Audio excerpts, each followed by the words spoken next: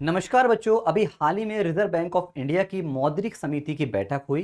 तो चलिए बच्चों जानते हैं क्या होती है मौद्रिक नीति, कैसे होती है मौद्रिक नीति समिति की बैठक, कौन कौन उसमें हिस्सा लेता है और कब कब कितने कितने अंतराल पर इस मीटिंग को किया जाता है। तो मतलब इनसे संबंधित सारी बातों को आज हम आप सबके साथ मिलकर बात करने जा रहे हैं।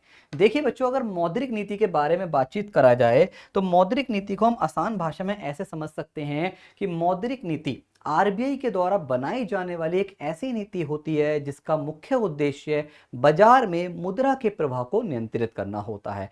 अर्थात जैसे कि आप ये देख रहे हैं, टैप देख रहे हैं, एक टंकी देख रहे हैं और ये आप देखिए टोटी देख रहे हैं, तो बिल्कुल सेम इसी तरीके से अब ये आप देखिए मुद्रा का प्रवाह है। तो इसके द्वारा इसको कम करके और ज्यादा करके जैसे हम टैप में पानी के प्रवाह को नियंत्रित कर सकते हैं, बिल्कुल सेम उसी तरीके से आरबीआई मौद्रिक नीति का इस्तेमाल करके, मौद्रिक नीति के विभिन्न विभिन्न प्रकार के उपकरणों का इस्तेमाल करके क्या करता है, हमारे मुद्रा के प्रवाह को नियंत्रित करता है। मुद्रा का प्रवाह ना तो बहुत ज्यादा होना चाहिए और ना ही बहुत ज्यादा कम होना चाहिए। क्यों?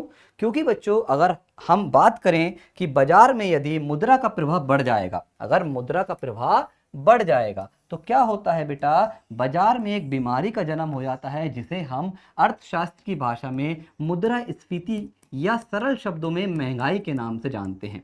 और अगर इसके विपरीत हो जाए कि बाजार में पैसे की आवश्यकता है और आरबीआई बाजार में पैसा ना भेजे, तो बच्चों आपको पता है ना। अब ऐसे समझिए, आपको प्यास लगी है, बहुत जोर से पानी की आवश्यकता है, आपको पानी पीने का ना मिले तो आप भाई परेशानी होगी आपको।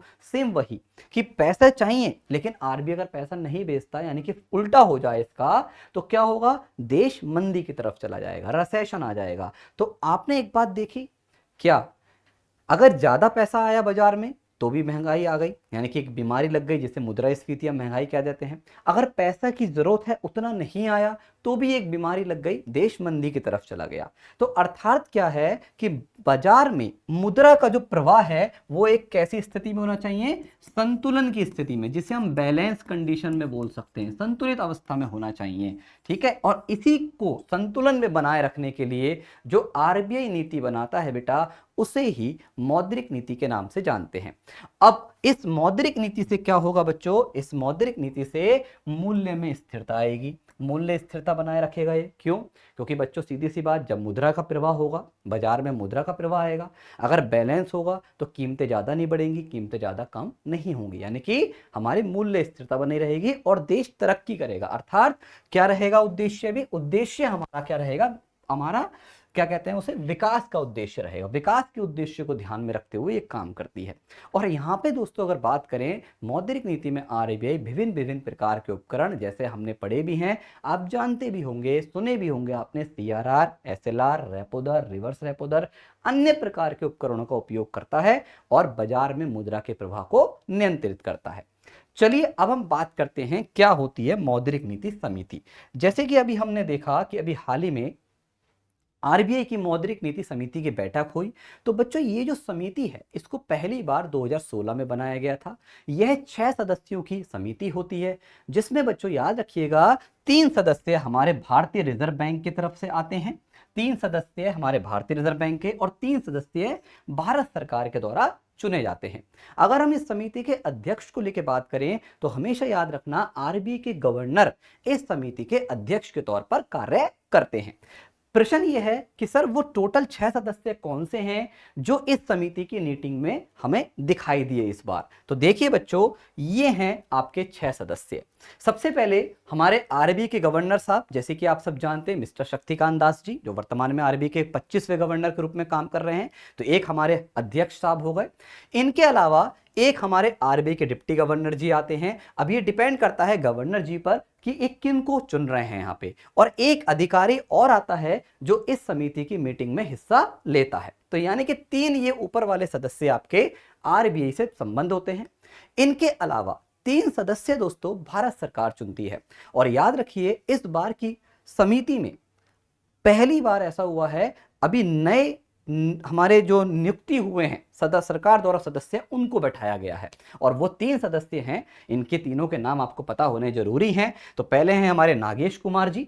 नागेश कुमार जी के बारे में बात करें तो ये चीफ एग्जीक्यूटिव हैं हमारे इंस्टीट्यूट फॉर हमारा इंडस्ट्रियल डेवलपमेंट से संबंधित। दूसरे हैं राम सिंह जी, जो दिल्ली स्कूल ऑफ इकोनॉमिक्स के हमारे डायरेक्टर हैं। और एक है हमारे सौगात भट्टाचार्य जी, जो हमारे यहाँ पे इंडिपेंडेंट इकोनॉमिस्ट की तरह काम कर रहे हैं, मतलब अर्थशास्त्री हैं तीनों, आप देख रहे हैं। और याद रखना, ये तीनों के तीनों को हमारी सरकार के द्वारा 4 सालों के लिए चुना गया है।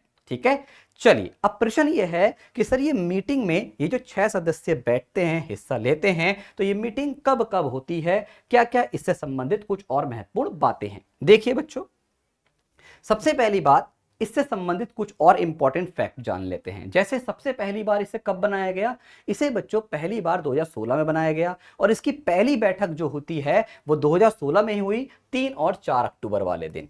दूसरी बात याद रखिएगा बच्चों, मौद्रिक नीति समिति की जो बैठक होती है, एक वित्त वर्ष में कम से कम 4 बार होना अनिवार्य है। 4 बार से कम नहीं हो सकती, कम से कम 4 बार होगी जरूर, ज्यादा कितनी बार भी कर लीजिए, लेकिन 4 बार होना अनिवार्य है। अगर बात करें कोरम को लेकर, कोरम का मतलब होता है कि मीटिंग के लिए कम से कम कितने सदस्य होने चाहिए। भाई टोटल तो 6 सदस्य हैं, लेकिन अब बाई चांस मान लो मीटिंग करनी है, लेकिन उस समय 6 सदस्य उपलब्ध नहीं है, मान लो 3 ही सदस्य उपलब्ध हैं, तो मीटिंग होगी नहीं होगी। इसके लिए बच्चों आपने जैसे पॉलिटी में पढ़ा होगा, गण पूर्ति नाम सुना होगा, जिसे अंग्रेजी में कोरम कहते हैं। तो कोरम होना जरूरी है कम से कम 4 सदस्यों का। मतलब यदि 4 सदस्य नहीं हैं तो ये मीटिंग नहीं हो पाएगी। क्लियर? तो ये भी हमें पता होना आवश्यक।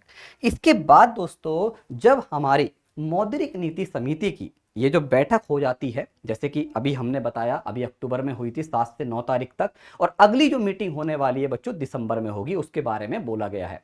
अब इसके मीटिंग होने के 14वें दिन बाद, 14वें दिन क्या होता है, हमारे माइन्यूट्स जारी किए जाते हैं। माइन्यूट्स मतलब कार्यवाही के मिनट बोलते हैं हिंदी में, अंग्रेजी में माइन्यूट्स बोलते हैं। माइन्यूट्स का मतलब होता है उसका सार, इस मीटिंग में क्या क्या हुआ, क्या क्या आपने लक्ष्य रखा, आने वाले समय में आपका क्या होगा, क्या आपके अपने विचार हैं, कितने लोगों ने प्लस में वोट दिया, कितने लोगों ने माइनस में वोट दिया, सब चीजें इसमें लिखी होती हैं। मतलब सारांश कह सकते हैं। कब आता है बच्चों? 14वें दिन। और हर 6 महीने में भारतीय रिजर्व बैंक के द्वारा एक रिपोर्ट तैयार की जाती है, और उस रिपोर्ट को बच्चों कहते हैं मौद्रिक नीति रिपोर्ट, मॉनेटरी पॉलिसी रिपोर्ट के नाम से जाना जाता है, जिसमें पिछले 6 महीने में जितनी भी मीटिंग हुई है ना, उन सब में क्या क्या निर्णय लिए गए और क्या क्या हमारे आने वाले समय में देश के महंगाई का स्तर क्या रहेगा, देश की अर्थव्यवस्था की बातें क्या होंगी, उन सभी को यहाँ पे परिभाषित या फिर उनके बारे में सब कुछ बताया गया होता है। तो ये थी पूरी की पूरी मौद्रिक नीति समिति और मौद्रिक नीति के बारे में जानकारी। आशा करता हूं बच्चों आप सबको ये चीजें अच्छे समझ में आई होंगी। तो इसी तरीके की वीडियो के लिए जुड़े रहिए आप हमारे साथ। जब तक के लिए धन्यवाद बेटा। जय हिंद, जय भारत।